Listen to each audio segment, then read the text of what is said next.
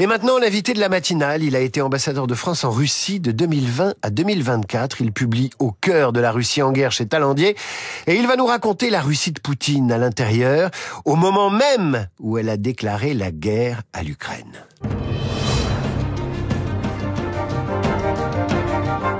Pierre Lévy, bonjour. Bonjour. Merci d'être venu parler aux auditeurs de Radio Classique qui sont très curieux comme moi de savoir comment vous avez vécu cette période très tendue entre la Russie et l'Europe, et si j'ose dire entre la Russie et la France. Je commence par une question d'actualité, puis très vite on va parler de votre livre qui est absolument passionnant parce qu'on se croirait à Moscou dans votre bureau et dans les rues de Moscou, puisque vous avez été aussi un ambassadeur de terrain qui a aimé se mélanger évidemment à la population moscovite et russe. Mais tout de même, tout récemment, un haut responsable russe a estimé ce mercredi 8 octobre que la dynamique récemment créée par la rencontre entre Vladimir Poutine et Donald Trump pour mettre fin à la guerre en Ukraine s'était largement épuisée. Alors comment vous interprétez cette formule qui est assez diplomatique, mine de rien ? Oui, qui est très diplomatique, qui à la fois sur le fond montre que il n'y a pas d'avancée dans la relation américano-russe. Et de toute façon, d'abord, la Russie maintient son cap de la guerre.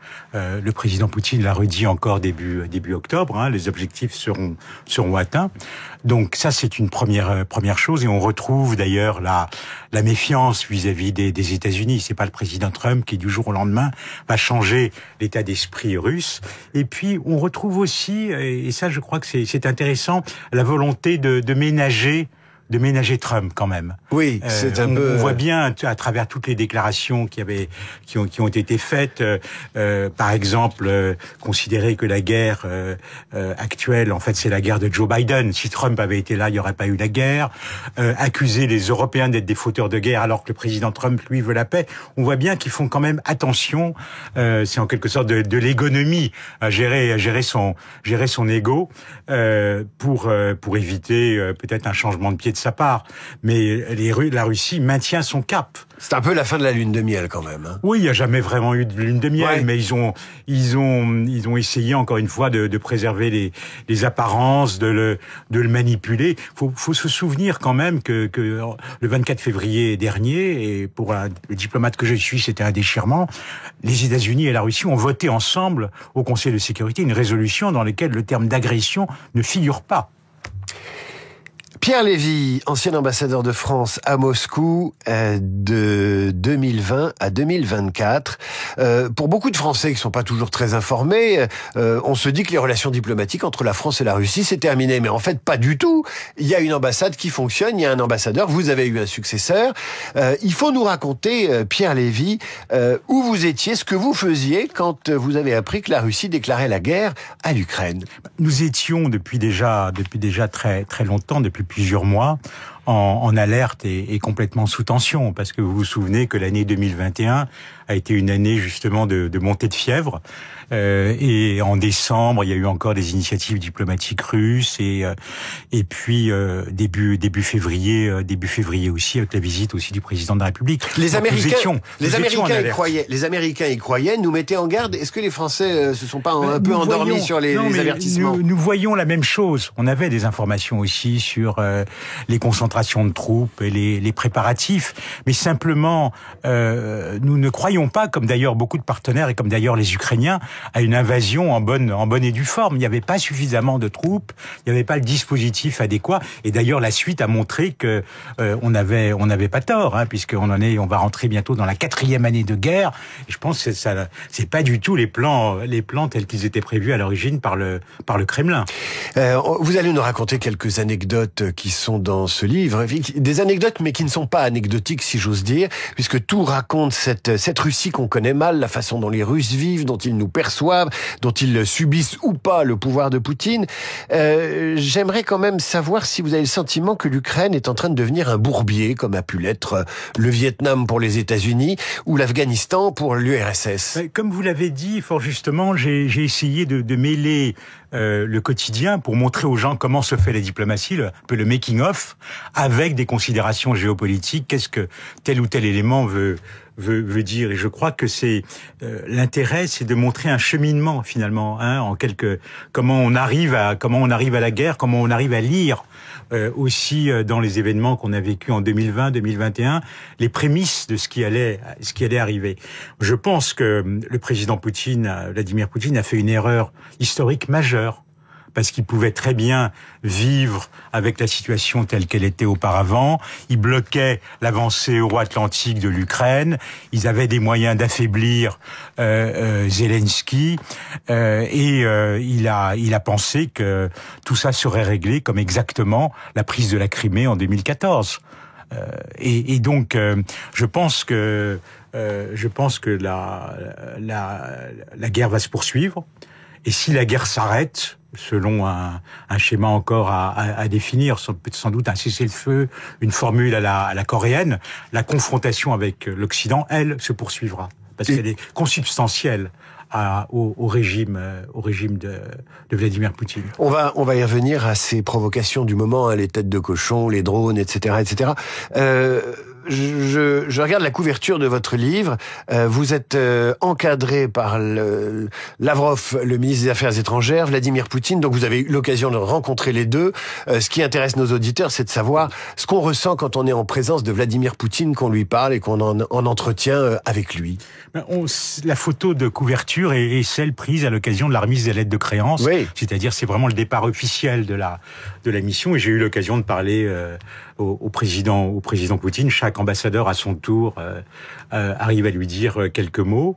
Et effectivement, ça fait quelque chose, parce que on a un sentiment de grande responsabilité. Parce que on a peu de temps, il faut faire passer les bons messages, il faut l'écouter, il faut décoder, parce qu'en Russie, il faut tout décoder. Qu'est-ce qu'il dégage, Vladimir Poutine?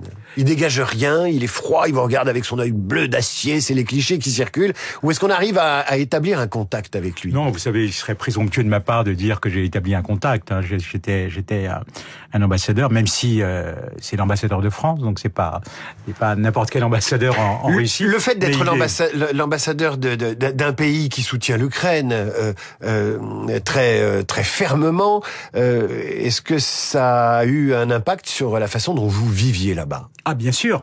Parce que très vite, la France a été déclarée, comme les autres pays européens, État inamical en 2022, c'est-à-dire que on avait beaucoup moins de contacts avec les Russes, on avait des problèmes de fonctionnement. Lesquels? On vous a harcelé, on vous a coupé l'électricité, on vous a embêté? Non, mais j'ai un souvenir très très fort. C'est au moment où une quarantaine de mes collaborateurs ont été expulsés, ce qu'on appelle les persona non grata. Il faut savoir que en un peu moins d'un an, il y a eu environ 650 Russes qui ont été expulsés des pays occidentaux. Il y a pas de précédent depuis la fin de la guerre froide. C'est la première fois que ça m'arrivait en 40 ans plus de 40 ans de carrière, et c'est un déchirement. C'est-à-dire, vous voyez vos collègues français partir, vos collègues diplomates. Voilà, mes collègues, mais qui sont de vrais diplomates. Bien sûr, c'est pas de vrais espions. Voilà, la mesure russe répondait à la mesure que nous avions prise en France. On avait expulsé des diplomates qui n'avaient de diplomate que le statut, vous voyez, qui faisaient autre chose, dont certains ont été pris la main dans le sac.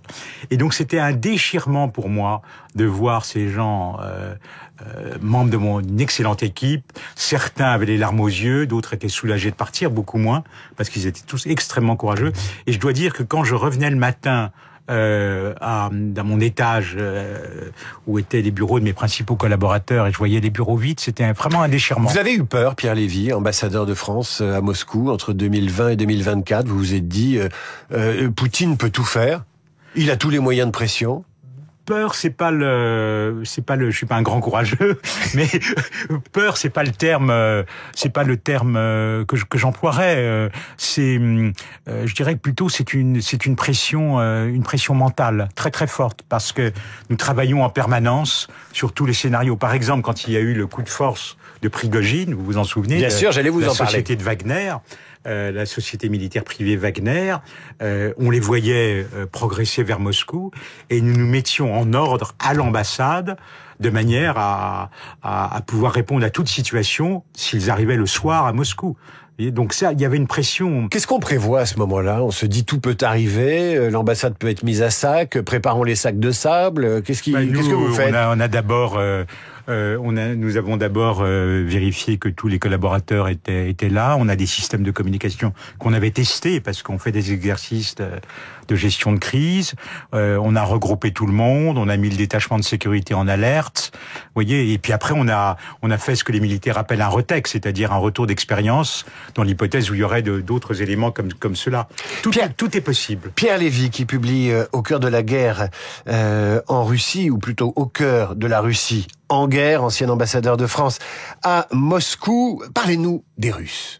Où est-ce qu'ils en sont aujourd'hui? La population russe, qu'est-ce qu'elle pense? Elle croit qu'elle n'est pas en guerre, que c'est toujours une simple opération, ou elle a fini par comprendre que son président avait mis la guerre à l'ordre du jour de son action? La Russie est un pays immense. Hein, et il n'y a pas commune mesure entre les gens qui habitent en Bouriatie, à Irkoutsk, à Moscou, à Saint-Pétersbourg, et dans les grandes villes. La guerre est absente. Il y a de temps en temps des passages, des attaques de drones qui perturbent le trafic aérien. Mais paradoxalement, alors que le discours est toujours extrêmement guerrier, les autorités russes cherchent à escamoter la guerre. Et je dirais, même si les sondages sont sujets à caution, vous avez à peu près 15% de gens qui sont vraiment contre la guerre, 15% d'ultranationalistes qui veulent qu'on aille jusqu'au bout, et puis la grande majorité de la population est soumise à une propagande effrénée, comme quoi, voilà, c'est l'OTAN qui attaque, et puis les gens aussi se méfient beaucoup, il y a des réflexes un peu soviétiques qui ressortent, on ne parle pas de politique. C'était frappant, à un moment, je prenais beaucoup les taxis et je me suis aperçu à un moment que les taxis ne parlaient plus. Quand un chauffeur de taxi ne vous parle plus, c'est aussi, je trouve, un bon indice d'une certaine ambiance. Et aujourd'hui, quand on regarde les sondages, vous vous apercevez que vous avez quand même une très large majorité des gens qui font confiance aux autorités. On suit le chef. Il est populaire. Oui, il est populaire. Enfin, il est populaire. Je crois qu'il est, mais on lui fait confiance. Et puis une part croissante de la population qui veut une négociation de paix, mais sans doute selon les conditions russes. Pierre Lévy, qui publie Au cœur de la Russie en guerre, récit de l'ambassadeur de France en Russie de 2020 à 2025. Ça s'inscrit dans la grande tradition littéraire et des journaux, pas intimes, mais des journaux diplomatiques tenus par les ambassadeurs. Dans la grande tradition littéraire française, ça paraît chez Talandier, c'est absolument passionnant. Et c'est sur une période, évidemment, où il s'est passé beaucoup de choses. Monsieur l'ambassadeur, merci infiniment. À très bientôt. À suivre le rappel des titres, Charles Bonner et la revue de presse d'Hervé Gattegno, et puis nos esprits libres du jour, Jean-Marie Colombani, Anne de Guigné. Vous êtes sur Radio Classique, vous avez bien raison.